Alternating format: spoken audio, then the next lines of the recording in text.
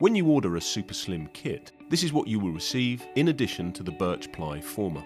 The OTL SuperSlim channel and gully, and the linear tanking kit.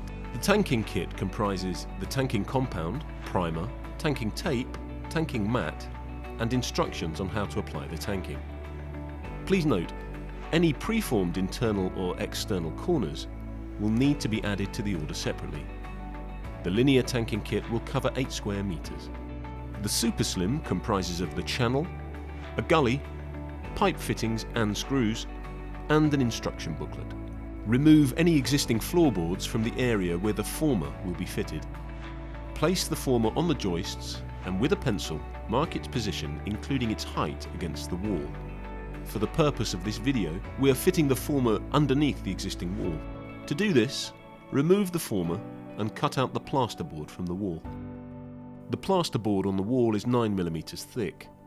Therefore, we are trimming the former down to leave a 9mm shoulder. Tuck the former into position underneath the plasterboard wall. The area where the former sits will require a subfloor for extra support and to reinforce the former. With a pencil, mark where the outline of the former sits on the joists. Remove the former and place to one side.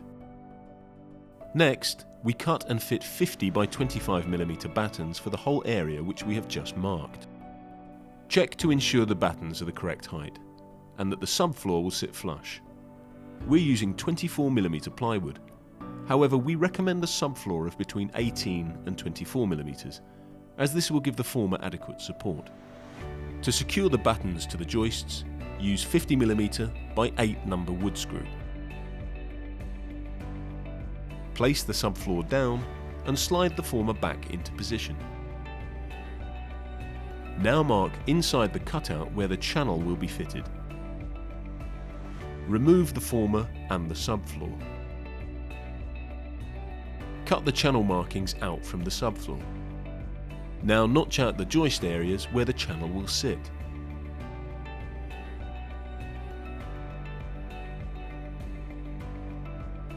Ensure you are familiar with how to dismantle the gully, and that all rubber seals are in place, as per this demonstration.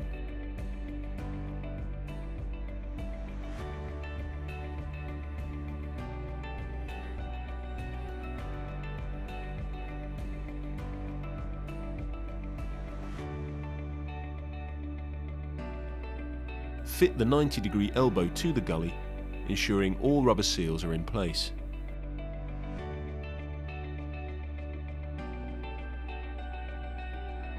It is now time to fit the gully to the waste pipe.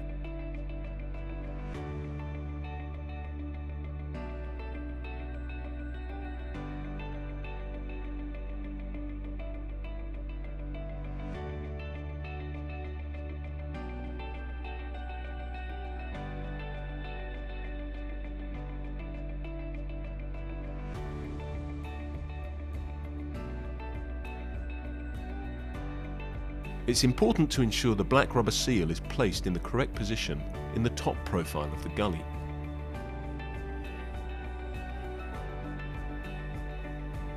Replace the subfloor and screw down to the joists.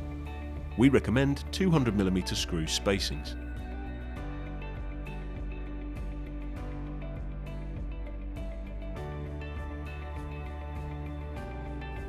Replace the former, mark where the joists sit underneath, and screw the former down onto the joists, again using 200mm spacings.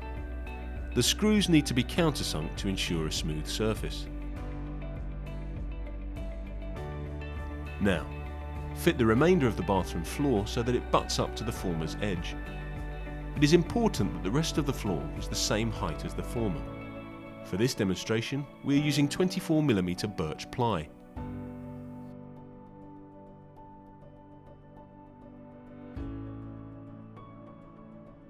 Remove the grating and frame from the channel, ready for installation.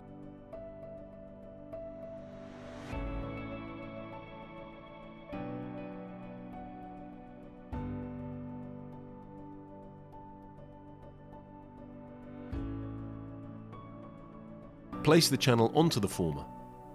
Ensure the waste hole is directly over the top of the gully, ready to connect. To connect the two, using the white key provided, screw the grey insert onto the gully, which clamps the channel down. Then insert the dip tube. This is what prevents waste odours from coming up into the bathroom. Finish by placing the grey hair filter on top. It is now time to fix the channel into the former using 25mm by 6 number stainless steel screws. Now we are ready to prime the shower area. Using the primer in the tanking kit, apply liberally to the entire shower floor and up the walls. We recommend priming and tanking at least 1200 by 1500mm up the walls. Depending on the room temperature, the primer will need at least 1 hour to dry. Now let's take a look at the rest of the tanking kit contents. The tanking mat, tanking tape, tanking corner. All corners need to be added to the order. Please specify how many you require. Tanking compound. First off, position the tanking corner, where applicable, and cut the tanking tape to fit along the wall seams.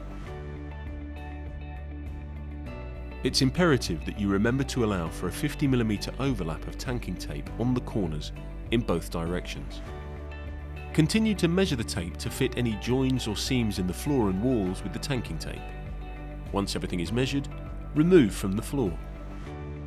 With a brush, apply the tanking compound to where the tanking corner will sit and push the corner into position. Re-tank over the corner to hold it in place.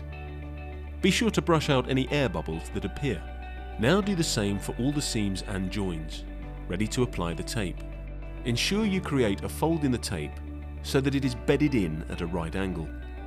Again, remembering to leave a 50mm overlap on the corners.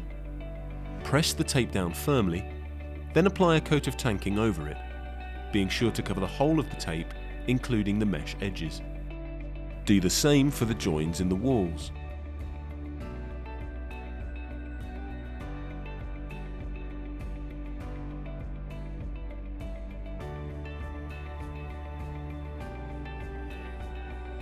Apply a section of tanking tape to each individual screw head and tank over the top. Now apply tanking compound to the remainder of the floor and up the walls, covering at least 1200 to 1500mm high. Now allow the first coat to become touch dry. This will take approximately 1 to 3 hours, depending on the temperature of the room. With the first coat of tanking dry, it's time to apply the tanking mat. Starting from the wall side, place the mat over the channel, allowing equal amounts of overhang on either side. Begin slowly rolling out the mat, taking the backing tape off as you go. Once you reach the shoulder, tuck the tanking mat into the edge and cut using a sharp knife.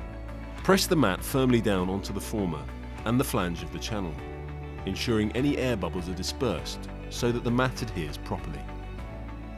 Now, apply a layer of tanking to the mat. You may then begin the second generous coat to the walls and floor area, covering the channel and tanking mat again. When the second coat of tanking is completely dry, using a sharp knife, remove the area of tanking mat which covers the channel opening. You are now ready to reassemble the remaining parts of the channel as per the instructions. Ensure that the grating frame is installed the correct way round. The channel can be adjusted to suit the height of the tiles by simply adjusting the grub screws as shown here. With the channel assembled, it's time to apply the metal tile trim to the former shoulder as shown. It's important that the tile trim overhangs the shoulder by 3mm, as this can be filled with grout at a later time. Cut a tile insert to fit the underside of the linear grate.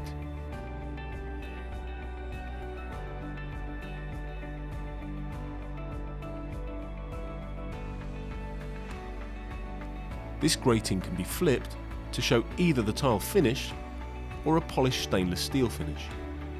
Remember to grout the tile insert when you grout the remainder of the floor tiles.